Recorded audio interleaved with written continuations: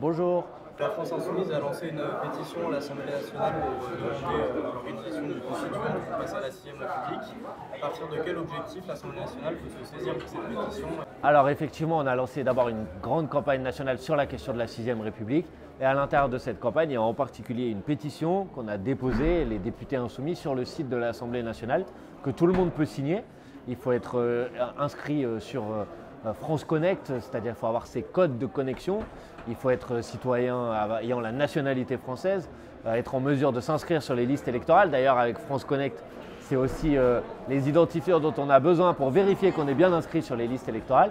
Et si cette pétition, elle récolte plus de 100 000 signatures, alors il y aura un débat à l'Assemblée nationale sur la question de la constituante et de la 6ème République. Donc évidemment, j'invite tous les gens qui nous écoutent à la signer.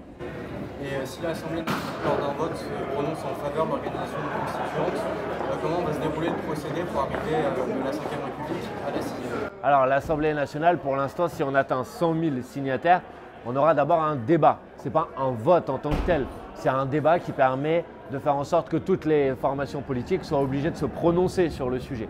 Ensuite, si on veut vraiment passer à la 6ème République, on a besoin de convoquer une assemblée constituante, on a besoin de le faire par la voie d'un référendum. Et donc la meilleure option aujourd'hui pour passer à la 6ème République, c'est paradoxal, mais c'est prendre le pouvoir dans le cadre de la 5ème République.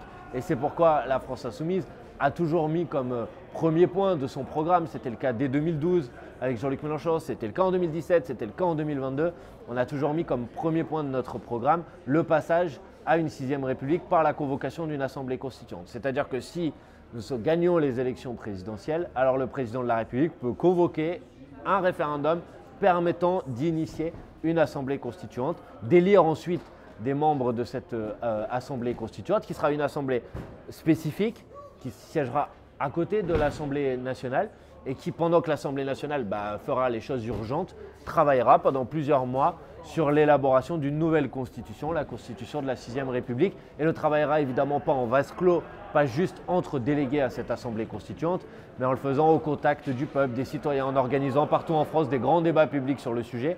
Parce que quand les gens ne croient plus aux règles du jeu, il faut construire de nouvelles règles du jeu. Et ça, il faut le faire tous ensemble, c'est l'objectif de la constituante pour passer enfin à cette 6ème République dont on a tant besoin. Vous avez dit que c'est le peuple qui écrira lui-même la nouvelle constitution via l'Assemblée constituante et via des mécanismes comme les cahiers de doléances, les conventions citoyennes. Est-ce que la France Insoumise donnera quand même des lignes directrices, par exemple une assemblée proportionnelle ou des nouveaux droits? Vous avez déjà évoqué le référendum. Oui, évidemment, au moment de la mise en place de l'Assemblée constituante, les gens devront élire pour partie, et il y aura sans doute une partie aussi de tirage au sort, des représentants à l'Assemblée constituante. Et évidemment, ces représentants, ils seront élus sur la base de propositions qu'ils vont formuler, de sujets, de propositions qu'ils veulent inclure dans la constitution de la 6ème République. Et nous en défendons un certain nombre. Nous défendons évidemment un régime qui est un régime proportionnel et pas qui est un régime tel que celui qu'on a aujourd'hui à l'Assemblée nationale et qui conduit à ce que, en gros, les gros partis confisquent l'essentiel des sièges. C'est un régime qui permet d'introduire des formes de démocratie directe dans la démocratie représentative. Donc il y a des élections pour élire une assemblée, mais ce n'est pas parce qu'on a voté une fois tous les 5 ans ou une fois tous les 7 ans qu'à la fin, après on rentre à la maison et on n'a plus de notre mot à dire sur les politiques. Donc ça veut dire le référendum d'initiative citoyenne, ça veut dire la possibilité de révoquer les élus par exemple.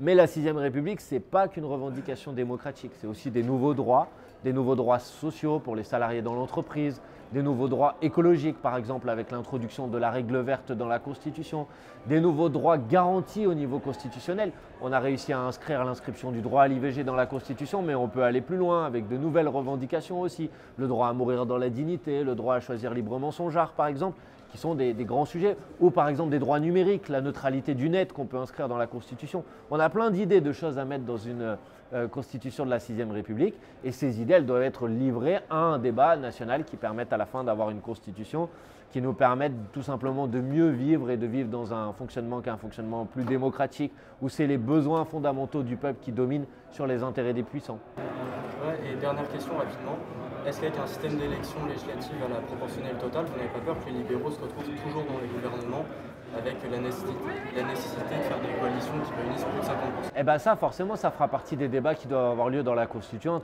Moi, je pense qu'il faut un régime proportionnel. Est-ce que ça doit être une proportionnelle intégrale à 100% au niveau national? Pas forcément. On peut décider d'avoir un régime proportionnel avec un mode de scrutin proportionnel à l'échelle nationale, mais dire que par exemple, il y a une prime majoritaire de 20, de 25 ou de 30%.